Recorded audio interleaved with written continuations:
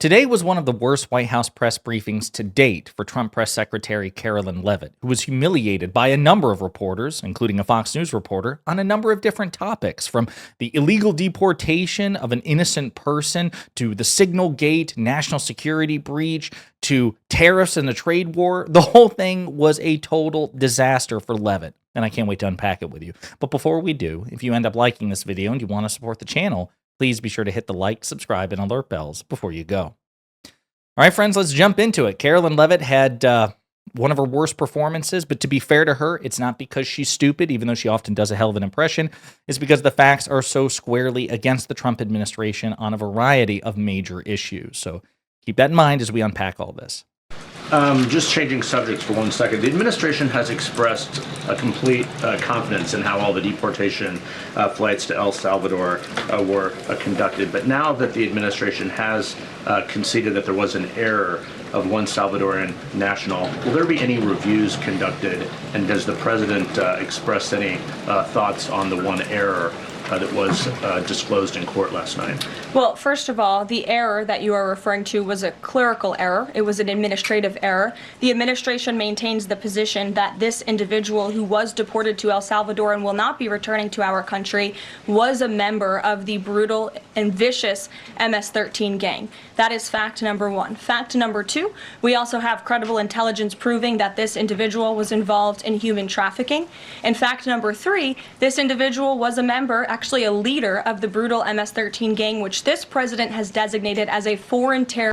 Do you see how nervous she is? She's like, first, we maintain that he was a member of the MS-13 gang, and number three, he was a leader of the MS-13 gang. She's basically repeating herself. By the way, these alleged facts have not been substantiated in court. There's plenty of evidence to the contrary, and an immigrant judge put a hold preventing that person from being deported in the first place. This is a father who resides in Maryland. He has a 5-year-old American child with autism. He's married to an American citizen, and there was an order from a judge saying that you may not deport him. So this has not gone well for the Trump administration. They are just saying things without alleging them. Here's another clip. Peter. Thank you, Caroline. When the president goes down to Florida on the weekends, does he ever hear from, there are so many retired folks down in Florida, does he ever hear from any retired Americans who are stressed about these wild swings in the stock market because of the tariff uncertainty, and they're sitting there on fixed income or living off a 401k, and they don't know how much money's going to be left? Well, certainly they are legitimate concerns, and the president takes those concerns very seriously, and he's addressing them every single day. And tomorrow's announcement is to protect future generations of the senior citizens you mentioned. It's for their kids and their grandkids to ensure that there are jobs here in the United States of America for their children to live the American dream, just like they presumably did. And as for their worries about their 401ks, their Social Security, I just addressed Social Security. This president is always going to protect it for our tax-paying senior citizens. As for their 401ks, look at what President Trump did for you in his first term. He is working on implementing that economic formula every single day by lowering inflation, lowering energy prices, massive deregulatory efforts, while simultaneously effectively implementing tariffs. And they'll hear more about that announcement tomorrow. And you said that the So as you can see, Peter Doocy, like even on his face, he wasn't buying it. Like, okay, like really? It's because she didn't really answer the questions. Look what he did in his first term. Well, what he did in his first term is substantively different than what he did in this term. He inherited a good economy from President Obama, much like he did from President Biden in this term. But the tariff schedule that he's offering is nowhere near as severe in term one than the one that he's proposing in term two. So again, she's comparing apples and oranges and suggesting that the juice from both of these are the same. They're not. So that was a Fox News reporter, Peter Doocy, grilling her about the fact that the Trump tariff schedule is already incredibly disruptive to 401ks, and watching Karoline Leavitt nervously say, well, those are legitimate concerns, but you know we're dealing with other issues like jobs for future generations, and trust me, he's thinking of you. Not sufficient. That's why his polling on the economy is wildly underwater and will only get worse if this continues. Here's another clip. This administration is going to continue to deport foreign terrorists and illegal criminals from our nation's interior. But a judge ordered that he should remain in this country. So are you saying that it is okay to ignore a judge's ruling if you don't like it? Who does that judge work for? He's an immigration It was an judge. immigration judge who works for the Department of Justice at the direction of the Attorney General of the United States, whose name is Pam Bondi, who has committed to eradicating MS-13 from our nation's interior. And let me tell this administration. So she's alleging somehow that the Attorney General can simply overrule the proclamation of an immigrant judge. I've never heard of that before. That doesn't seem right, but that's number one. Number two, if that were the case, then why would you say that he was deported under an administrative error? Just say, well, the Attorney General, Pam Bondi, has the legal authority to overrule an immigration judge and the ruling of an immigration judge. And the immigration judge said one thing, we said something else, and we overruled him, and that's that. Instead, they admitted in a court filing, not that they didn't cite the Attorney General's authority to overrule an immigration judge. They said they screwed up. They said it was an administrative error that they deported this man who otherwise should not have been deported. Now they're trying to change the story. Pretty embarrassing. Here's another clip. Sure. Thanks, Karoline. A few questions about this deportation case. First, I wanted to clarify something that you said to Jeff a few minutes ago. You said you'd seen evidence that this man was a convicted gang member. In what court was he convicted and for what? This individual was an MS-13 ringleader. This individual was also engaged in human trafficking. And I'm glad you brought up this point again, because I would like to point out that if you just saw the headline from the insane, failing Atlantic magazine this morning, you would think this individual was Father of the Year, living in Maryland, living a peaceful life, when that couldn't be further from the truth. They didn't even mention in the title of that article, or even in the first paragraph, that this individual is an illegal criminal who broke our nation's immigration laws. He is a leader in the brutal MS-13 gang, and he is involved in human trafficking, and now MS-13 is a designated foreign terrorist organization. But see how she's not citing any evidence? She was asked for evidence. What's your evidence? Where was he convicted? Where is the evidence that you're citing that he was both a member and a leader of the MS-13 gang? She has none. She just simply restates the idea that he is. What's your evidence that he's an MS-13 member? Well, he is an MS-13 member. Okay, how is he a leader of MS-13? Well, he is an MS-13 leader. Wait, where's your evidence? The Atlantic is failing. It's a failing magazine. All right, Karoline. Trust what this president did for you in his first term. He effectively utilized tariffs while driving down inflation. It was a record low 1.4% when he left office, and he's focused on getting back to that. It's unfortunate the previous administration left us in this mess. Sure. Representative Anna Pavley. Trust what this president. Again, she's appealing to what Trump did in his first term, but Trump's tariffs were, as reckless as many of them were, they were much more targeted, much more precise than a 25% tariff on entire industries or entire countries or as many countries as these so-called Liberation Day, April 2nd tariffs are purported to be. Again, apples and oranges, and really not even that. It's more like a blueberry and a watermelon, right? I mean, two different fruits of radically, exponentially greater size, and this doesn't make any sense whatsoever, and she's hoping that you don't notice. But we did, Karoline.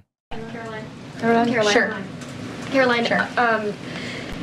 The president said over the weekend that he couldn't care less if prices went up on foreign cars because people buy more American cars. There's been consensus from a lot of economists that these tariffs could raise prices on other goods as well. Is the president comfortable with Americans on Main Street paying more because of these tariffs? The president is doing everything he can, and this entire administration is doing everything we can to bring down the cost of living in this country. An inflation mess that was fueled by the previous administration's reckless spending, overburdensome regulations that this administration. I will remind you that the Trump administration deficit spent all 4 years in office, including before COVID, year 1, year 2, year 3, year 4. The Trump administration deficit spent all 4 years, and the Trump administration presided over $8 trillion added to the national debt. So when Karoline Leavitt wants to appeal to the reckless spending of the Biden administration, she's full of shit, because by that standard, Trump is objectively worse, as he always is. Is focused on slashing every single day. I just read you a statistic just from the Environmental Protective Agency alone. We're saving taxpayers money that's ultimately going to drive down inflation, and we're unleashing the might of our energy industry, which will bring down prices as well. To the heart of your question, because this is very important to the American people, you should trust what this president did for you in his first term. He effectively utilized tariffs. Again, lady, you're comparing, again, not just apples and oranges, you're comparing a blueberry to a watermelon. Nobody paying attention is buying it, but she's hoping you don't notice. Here's another clip.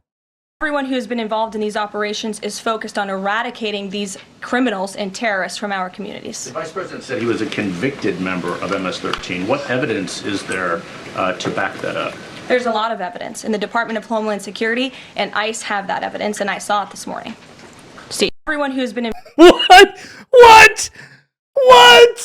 Oh my God! What's your evidence for these very public claims? Because you deported someone, you snatched up a father of a 5-year-old autistic American citizen, married to an American citizen, you snatched him up, deported him to the very country he was fleeing from under legitimate threat of torture and persecution. You didn't just send him to a different country, you sent him back from whence he came, overruling the ruling of an immigration judge saying that he needed to stay. And now you're saying that you can't bring him back, even if you wanted to, which you don't want to because you say, well, he's an MS-13 gang member and or an MS-13 leader. And then when you're asked what the proof of that is, you say, oh, there's a lot of proof. I saw it. Next question. No, you're supposed to share the proof with us, dumbass. So it's just like, they're evil. They're just evil, terrible people. What about Signalgate? What about the biggest national security breach of modern American history? She doesn't want to talk about that. You said case closed yesterday. As that case was closed, do you have anything that you can share about what was learned, how this can be avoided in the future, any sort of findings from that investigation? The case is closed, and the president continues to have confidence in his national security advisor. Yes. People should keep asking about it. Keep asking about it. Number one, it is substantive. It merits attention. Number three, it'll piss them off. It'll piss them off for them to have to continue to field questions about this. Keep it front of mind, front of center. Here's another embarrassing clip from Karoline Leavitt where she gets effectively sandbagged by Trump, his own stupidity.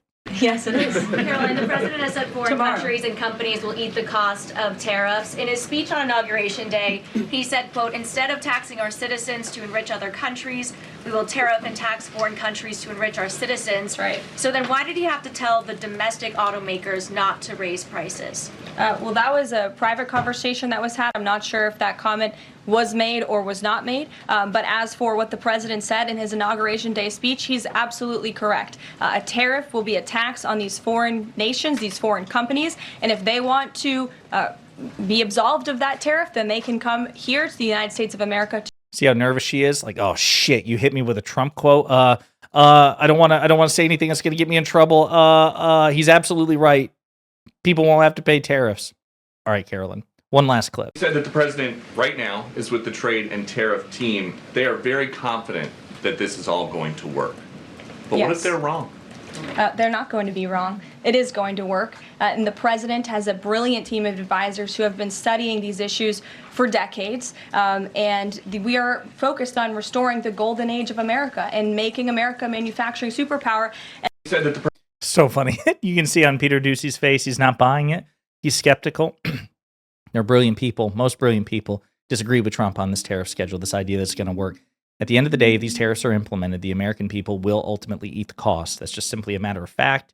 And Karoline Leavitt has nothing but pure fantasy, pure wishing that the economy will not do what the economy absolutely will do and what businesses absolutely will do, as they have always done under sweeping tariffs. It's just, again, and watching the expression on Peter Doocy's face like, this ain't it, so funny. There you have it. Karoline Leavitt once again struggling in the White House press briefing room as reporters grill her about a variety of topics that she is unable to substantively answer. Not a good showing, but when the facts are aligned against you, such as they are with her, it's really hard to give a good showing. In the meantime, let me know what you think in the comments.